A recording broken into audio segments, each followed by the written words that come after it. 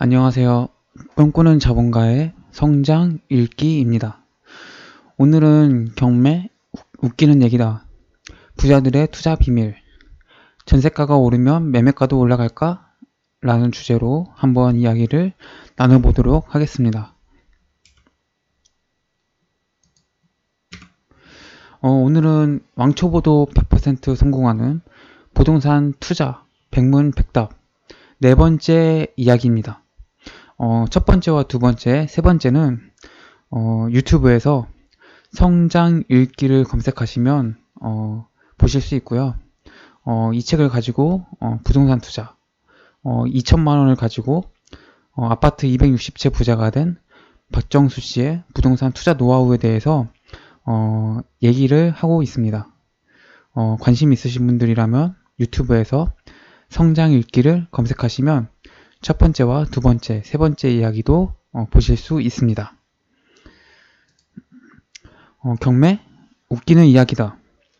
만약 내가 경매에만 매달렸다면 지금처럼 200여 채의 아파트를 소유할 수 있었을까?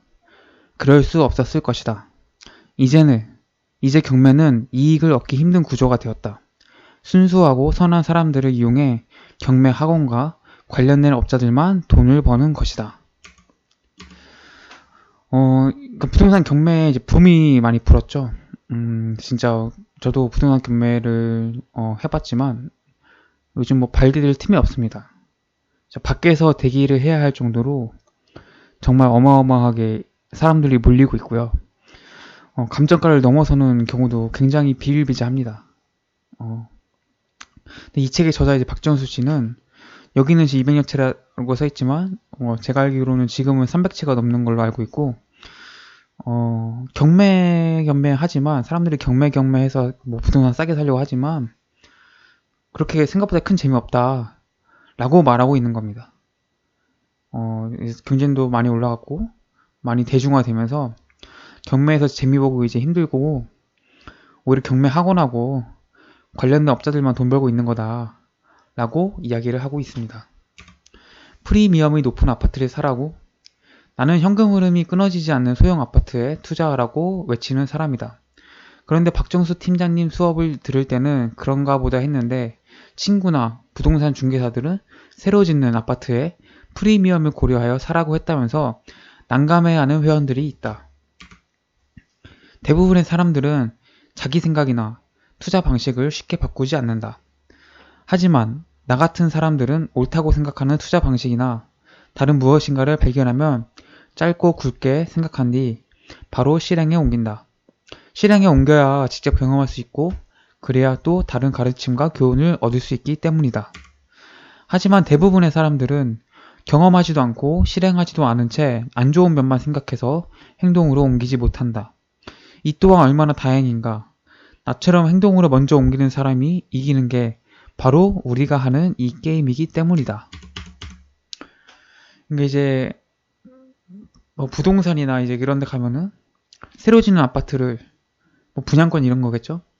프리미엄을 주고 사라 라고 이제 이야기를 한다는 거죠. 이게 박정수 씨의 이제 강의를 듣거나 뭐 이런 컨설팅을 받던 사람들이 그렇게 물어본다는 거죠. 프리미엄 뭐 중개사에서 프리미엄 있는 아파트 사면 괜찮다던데 어때요? 라고 이제 자신에게 물어본다는 겁니다. 근데 이 박정수 씨는 그런 거 사지 말라는 거거든요. 그냥 매매가 대비 전세가율 85% 되는 거 그런 소형 아파트 사라는 거거든요. 그러니까 이게 투자의 뭔가 방법이 상충되니까 이제 자신에게 이제 부동산 교육을 받고 있는 회원들도 이제 혼란을 겪고 갈팡질팡 하더라 라는 말을 하면서 이제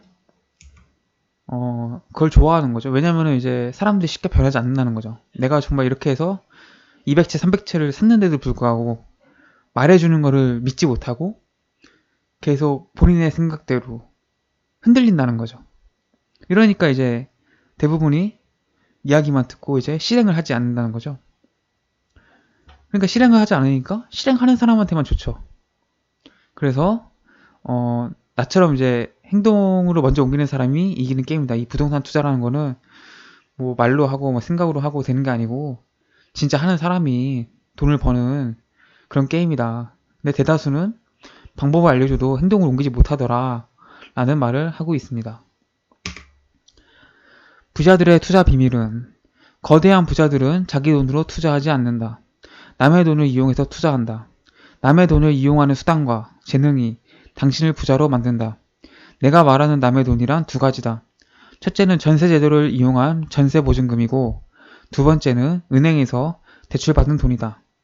은행이 부자에게는 아주 바보 같고 고마운 존재지만 가난한 자에게는 무서운 존재라는 것을 알고 있는가? 그냥 부자들의 투자 비밀은 결국 남의 돈을 가지고 투자를 하는 거다. 내 돈을 가지고 투자하는 게 아니다. 남의 돈을 얼마나 잘 이용할 수 있고 활용할 수 있는지에 따라서 내가 이제 부자가 될 수 있는지 없는지가 결정이 된다고 볼 수 있는 거죠.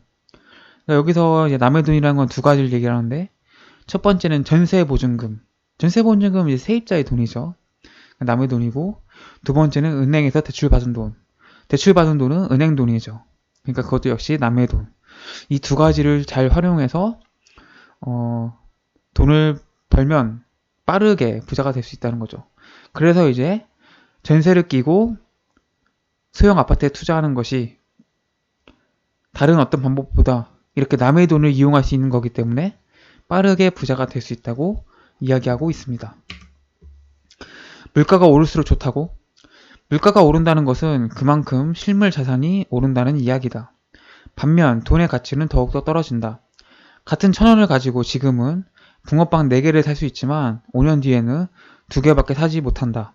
그게 바로 물가다. 물가는 떨어지기가 어렵다.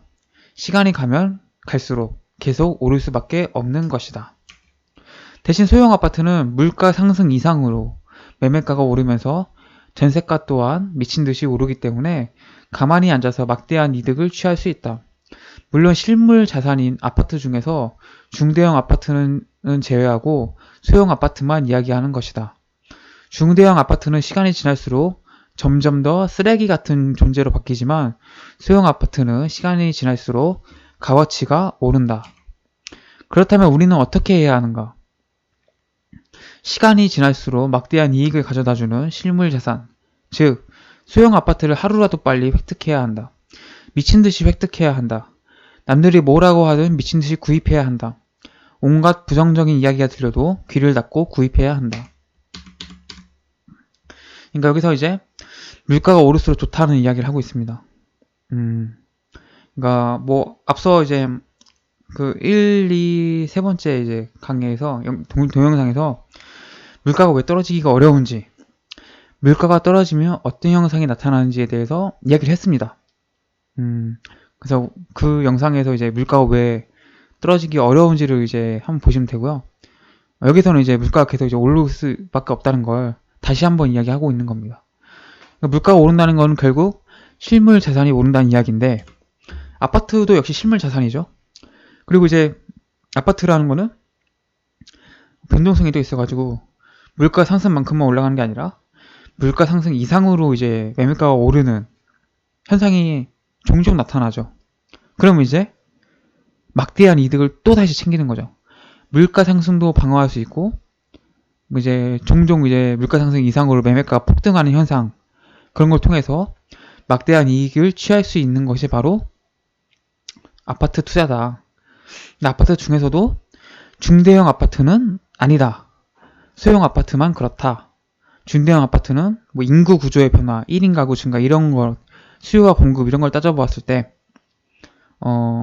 점점 더 쓰레기 같은 존재가 될 거고, 소형 아파트는 시간이 갈수록 점점 값어치가 오르는 아파트가 될 것이라고 이야기하고 있습니다.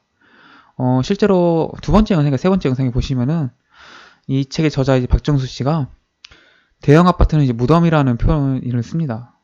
네, 그만큼 이제 앞으로 대형 아파트의 가치가 떨어질 것으로 예상하고 있습니다. 부동산 투자는 위험하다고? 물론 부동산이라고 다 좋고 안전하겠는가? 하지만 내가 말하는 조건에 맞는 소형 아파트 투자는 지극히 안전하다. 경제 상황에 별 영향을 받지 않을 뿐만 아니라 언제나 수요가 높다면 그것만큼 안전한 게 어디 있겠는가? 인기가 많아서 전세가가 계속 오를 것이고, 물가 상승에 따라 전세가가 또 오를 것이고, 전세 공급이 줄어 전세가가 또 오를 것이다. 이렇게 안전한 투자가 어디 있단 말인가. 나는 부동산에 투자할 때 이후의 매매가는 신경 쓰지 않는다. 나의 관심사는 오직 전세가다. 처음 구입한 아파트의 전세가가 오르기만 한다면 그 전세가의 상승은 나의 수익이 되는 것이고, 그 전세가의 상승이 지속된다면 이보다 행복한 투자가 어디 있단 말인가. 그러니까 이제 이 부동산 투자를 이제 위험하다고 생각하시는 분도 있죠. 뭐 요즘도 슬슬 나오는데 뭐 깡통 전세, 뭐 역전세, 뭐 이런 거 하면서 부동산 폭락이 오는 거 아니냐, 이런 이야기가 나오는데, 소형 아파트 투자, 그러니까 조건에 맞는 소형 아파트 투자는 지극히 안전하다고 이야기하고 있습니다. 여기서 이제 조건에 맞는 소형 아파트 투자라는 거는 서울 수도권의 매매가 대비 전세가율이 85% 이상의 소형 아파트를 이야기합니다. 그러니까 이제 이 책의 저자 이제 박정수 씨는 전세가가 계속 오른다고 보는 거예요. 왜냐하면 물가가 떨어지는 일이 없으니까 전세가는 당연히 오를 수밖에 없고, 또 이제 저금리가 길어지면서 이제 전세를 월세로 돌리는 움직임이 있지 않습니까? 그러니까 전세가 더 줄어든다는 거죠. 전세로 놓고 월세로 놓게 되니까 전세 공급이 더 줄어서 전세 물건은 더 희소해지고, 그러면은 전세가는 더 올라간다는 거죠. 그러니까 여기서 하나 재밌는 게, 박정수 씨는 이제 매매가는 신경 쓰지 않습니다. 왜냐면은 이분은 아파트를 팔지 않아요. 전세가가 올라서 내가 투자한 자본이 회수가 되면은 그 돈으로 다시 또 전세를 끼고 아파트를 삽니다. 그렇게 계속 가지고 있으면서 전세가의 상승분만큼의 이득을 현금으로 만들어서 본인이 취하는 구조입니다. 그래서 이제 이후의 매매가는 신경 쓰지 않는다는 게, 어차피 아파트를 팔 게 아니니까 전세가 상승으로 계속 이제 수익을 얻어갈 거니까 이런 이제 부분이 있는 겁니다. 이런 말을 하는 거죠. 이후의 매매가는 신경 쓰지 않는다고. 근데 보통의 사람도 어떻습니까? 한 채 사가지고 내 아파트 가격이 얼마나 올랐는지 그거 보고 올라가면 또 팔고 또 딴 거 또 사서 했는데, 이전 영상에 말을 했던 건데, 아파트 한 채는 절대 투자가 아닙니다. 내가 사는 아파트는 절대 투자가 됐었고, 다른 사람에게 빌려주는, 다른 사람이 살게 되는 그런 아파트만이 본격적인 투자가 되는 것입니다. 이전 영상에 아주 구체적으로 설명을 했으니까 찾아보시면은 도움이 되실 것 같습니다. 재개발, 재건축, 주택조합 아파트는 1990년대부터 2000년대까지만 해도 재개발, 재건축은 막대한 수익을 창출할 수 있는 부동산 투자 수단이었다. 그래서 많은 사람들이 서울의 오래된 아파트를 사놓고 온갖 고생을 하며 재건축을 기다렸다. 재개발도 구도심을 중심으로 일반 주택을 재개발하면 막대한 이익이 생기다 보니 오래된 일반 주택을 구입해서 재개발만 기다리는 투자도 유행했다. 실제로 그렇게 해서 큰 수익을 얻었다. 하지만 지금은 그런 큰 수익을 얻기 힘들다. 이런 저성장 국면에서 재개발을 시행하려는 건설회사도 별로 없을 뿐더러 혹시나 재개발 건설사를 선정한다 해도 건설사들이 위험성을 줄이기 위해 기존 주민들에게 추가 분담금을 더 요구하는 상황이다. 재건축도 마찬가지다. 건설회사는 원래 일반 분양으로 큰 수익을 얻는데 지금 경제 상황에서는 한계와 위험성이 있기 때문에 기존 아파트 주인들에게 추가 분담금을 더 요구하지 않을 수가 없다. 이렇게 많은 돈이 오랜 시간 묶여야 하고 추가 분담금도 많이 납입해야 하고 그만큼 큰 수익을 구하기도 어려운 투자를 왜 해야 한단 말인가. 요즘은 주택조합 아파트에 투자하라는 광고도 많이 보인다. 그런데 주택조합 아파트는 내부 참여자들 사이에 갈등의 소지가 많고 사업 중간중간에 예상하지 못한 문제가 많이 발생하여 스트레스가 장난이 아니라고 한다. 이런 투자는 하지 말자. 그럼 이제 아파트 중에서도 재개발, 재건축, 주택조합 아파트는 어떤가에 대해서 이야기를 하고 있습니다. 그러니까 뭐 최근 2015, 16, 17년에 강남 아파트 재건축 투자가 굉장히 유행했죠. 예, 실제로 많은 돈이 됐고 많은 분들이 돈을 벌었습니다. 여기서 이제 살펴보셔야 할 게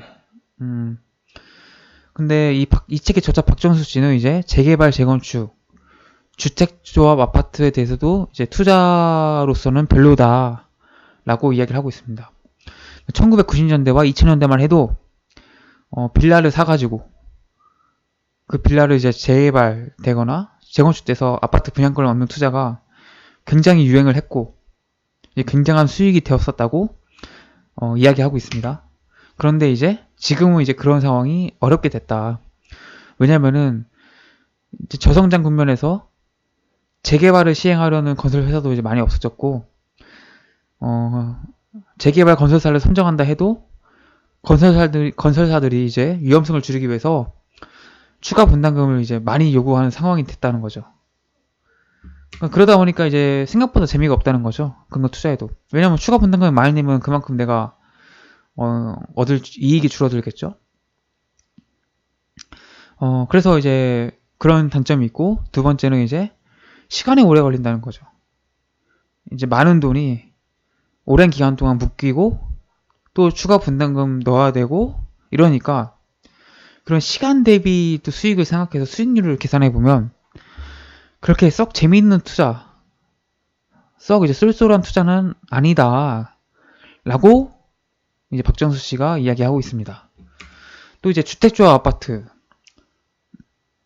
아파트는 굉장히 분양가가 저렴해요. 그래서 이제 많은 분들이 하시는 분들이 많은데 문제는 내부 참여자들 사이에 이제 갈등의 소지가 많아서 사업 중간중간에 예상하지 못한 문제가 많이 발생한다는 거죠. 그러니까 주택조합 아파트는 굉장히 위험해요. 네, 저도 이제 주택조합 아파트 투자는 절대 안 하는데 사업이 실제로 이제 시작이 돼서 아파트가 준공까지 되는 그런 성공하는 케이스가 확률로 계산하면은 거의 10%가 될까 말까 할 거예요, 아마. 20%인가? 10%인가? 아무튼 그 정도로 확률이 낮아요. 그러니까 성공하기 굉장히 어렵다는 거예요. 왜냐면 여기 토지 가진 사람들 다 설득해서 동의서 받아야 되는데 그 동의서 받기가 장난이 아니에요. 그리고 이제 또 중복돼서 같은 사업지에 중복되는 경우가 문제가 되기도 했고 여러 가지 굉장한 문제가 많습니다. 그래서 주택조합 아파트가 굉장히 싸게 분양을 해서 평당 분양가가 굉장히 저렴하기 때문에 혹하시는 분들이 많지만 가급적 안 하시는 게 좋다. 그리고 실제로 거기서 예상한 분양가보다 추가 분담금을 더 내는 경우가 많습니다.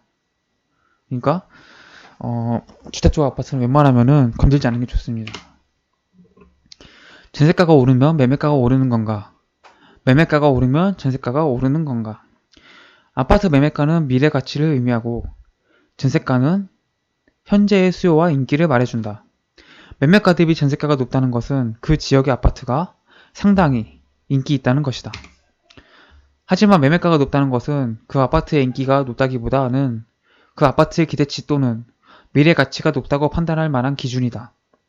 매매가 대비 전세가가 낮다면 그 아파트는 저평가되었다고 볼 수 있는 것이고 강남이나 서초처럼 전세가 대비 매매가가 월등히 높은 지역은 오히려 고평가된 아파트라고 보면 된다. 한번 생각해보자. 매매가가 오르면 전세가가 오를까? 정답은 아무런 관계가 없다는 것이다. 매매가가 오르는 것은 전세가와 아무 상관이 없다. 어떤 지역에 갑자기 지하철이 생기고 기업이 들어온다면 그 지역의 향후 미래 가치가 올라가기 때문에 그 지역의 아파트 매매가도 오르게 되어 있다. 하지만 지하철은 지금이 아니라 나중에 생기는 것이고 기업도 나중에 들어오는 것이다. 나중에 지하철이 개통되고 기업이 오면 오를지 몰라도 지금은 전세가가 오르지 않는다. 전세가는 현재 그 지역의 아파트 수요와 인기에 좌우되기 때문이다. 매매가가 오른다고 해서 전세가가 같이 오르는 게 아니라는 말이다. 그렇다면 전세가가 오르면 매매가가 오르는가? 이 점은 이제 두 가지 측면에서 볼 필요가 있다. 먼저 매매가와 전세가의 차이가 큰 아파트를 보자. 매매가와 전세가의 차이가 크다는 것은 그 지역의 아파트 인기에 비해 매매가가 높고 그만큼 그 아파트가 고평가되어 있다는 의미이며 집값에 거품이 많이 끼어 있다는 말이다. 이러한 아파트는 전세가와 매매가 사이에 아무 상관이 없다. 요즘 TV 뉴스와 신문에 많이 등장하는 매매가는 떨어지고 전세가는 오른다는 아파트가 바로 이런 아파트다. 매매가와 전세가의 차이가 크다는 것은 전세가가 오르건 말건 매매가와는 상관이 없다는 말이다. 하지만 매매가와 전세가의 차이가 적다면, 그 차이가 극히 작다면 이 아파트는 현재 인기에 비해 저평가되어 있다는 말이자 매매가에 거품이 없다는 의미다. 전세가가 오르면서 매매가를 밀어 올리는 경우다. 다시 말하지만 매매가 대비 전세가가 80% 이상이라며 전세가가 오르면서 매매가를 밀어 올린다는 점을 알아야 한다. 그럼 이제 전세가와 매매가의 상관관계. 전세가가 오르면 매매가가 오르는 것인지, 매매가가 오르면 전세가가 오르는 것인지에 대해서 한번 이야기를 해보도록 하겠습니다. 일단 매매가 대비 전세가가 높다는 것은 그 아파트가 상당히 인기가 있는 아파트다 라는 것을 의미하는 것입니다. 매매가라는 것은 미래 가치를 의미하고 전세가는 현재 가치를 의미하는 것이다. 이제 그렇게 이해를 하시면 될 것 같습니다. 매매가는 미래 가치고 전세가는 현재 가치다. 매매가 대비 전세가가 높다는 것은 그 지역에 그 아파트가 인기가 있다는 것이다. 그러니까 뭐 여기서 이제 매매가 대비 전세가가 낮다면, 그러니까 매매가가 10억인데 전세가가 뭐 3억이다. 이러면은 굉장히 이제 고평가된 아파트라는 거죠. 매매가와 전세가 차이가 굉장히 크지 않습니까? 거의 30%밖에 안 되니까. 반대로 이제 매매가가 10억인데 전세가가 뭐 9억이다. 이러면은 이거는 이제 오히려 저평가됐다고도 볼 수 있는 것이다. 이렇게 보는 거죠. 그럼 이제 매매가가 오르면 전세가가 오를까? 이제 매매가가 오르는 경우는 이런 경우죠. 어떤 A라는 아파트 단지가 있는데 거기에 지하철이 개통이 된다는 정부의 발표가 났어요. 그럼 매매가가 막 오르죠. 그때 전세가가 오르진 않아요. 뭐 10억짜리 아파트가 12억이 되지만 전세가가 4억이었던 게 6억이 되진 않죠. 그러니까 매매가는 이렇게 미래 가치, 미래의 어떤 개발 호재 이런 거에 반응해서 오르는 것이다. 전세가의 움직임과는 상관이 없다. 매매가가 오른다고 전세가가 오르는 것은 아니다.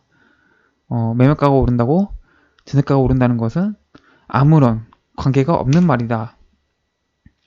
그러니까 이제 그거는 신경을 쓸 필요가 없다는 거죠. 우리가 봐야 될 거는 매매가가 올라가느냐 안 오르느냐가 아니라 전세가가 오르느냐 안 오르느냐를 봐야 된다는 거죠. 그럼 전세가가 오르면 매매가가 오르느냐? 그럼 이제 두 가지 측면에서 볼 필요가 있다는 겁니다. 이제 첫 번째는 일단은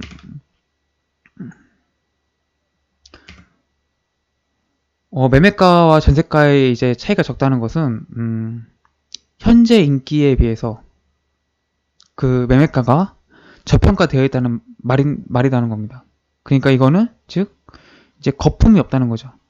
이제 이런 아파트들은 전세가가 오르면서 매매가가 이제 밀어 올리는 거죠. 왜냐면 매매가가 전세가보다 내려갈 수는 없잖아요.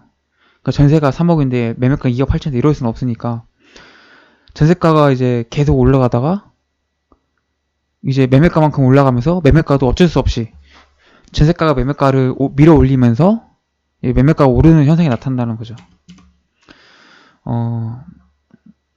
그러니까 우리가 이제 봐야 될 거는 전세가와 매매가의 차이를 봐야 되고, 만약에 전세가와 매매가의 차이가 크다면은 그 둘의 상관관계는 고평가다. 매매가가 고평가되어 있는 상태다. 그러니까 어떤 위기나 이런 뭐 공급이 많아져서 과잉 공급이 일어나면은 매매가가 급락을 할 수 있는 현상이 나타날 수 있지만, 매매가와 전세가가 매우 그 격차가 매우 작다면은 그리고 꾸준히 매매가 전세가가 상승하던 아파트라면 전세가가 계속 오르면서 매매가를 밀어 올리는 현상을 보이면서 아파트 가격이 올라갈 수 있다. 그러니까 매매가가 오른다고 전세가가 오르는 건 아니지만 전세가가 오르면은 매매가가 오를 수 있다 라고 생각을 하시면 될 것 같습니다. 꿈꾸는 자본가의 성장 읽기, 경매 웃기는 얘기다, 부자들의 투자 비밀, 전세가가 오르면 매매가도 올라갈까? 라는 주제로 한번 이야기를 나누어 보았습니다. 꿈꾸는 자본가의 성장 읽기는 경제적 자유를 실현할 수 있는 다양한 지식과 정보, 자기계발, 성장에 대한 이야기를 나누고 있습니다. 이런 영상에 관심이 있으시다면 유튜브에서 성장 읽기를 검색하시면 제가 올린 영상들을 만나실 수 있고요. 더 나아가서 구독해 주시면 저에게도 큰 힘이 됩니다. 여기까지 들어주셔서 고맙습니다.